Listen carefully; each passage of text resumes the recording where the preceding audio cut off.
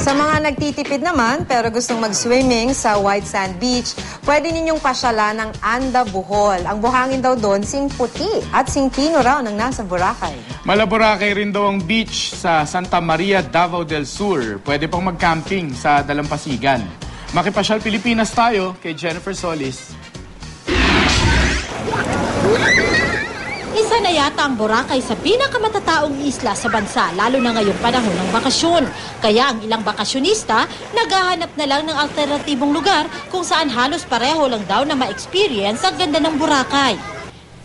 Sa Santa Maria, Davao del Sur, makikita 5 kilometro mula sa National Highway ang resort na ito. Sa angkin itong sariwang hangin, manilaw na tubig at puting buhangin.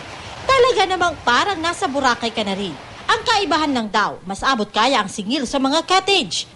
Kung nagtitipid naman, pwede ring libreng matulog sa tabing dagat gamit ang inyong sariling tent. Foreigner ang ngalan aning Little Boracay sa una kay tungod daw sa puting balas. Ngalan nila kuan, kanang ngalan sa foreigner nga Little Boracay. Kainindot kayo tapos tinaw kay tubig niya, white sand tapos fresh kay hangin niya, makapahuway gyud ka kay bakasyon. Sa Anda Bohol, Malaboracay rin daw ang beach na ito dahil sa maputing buhangin.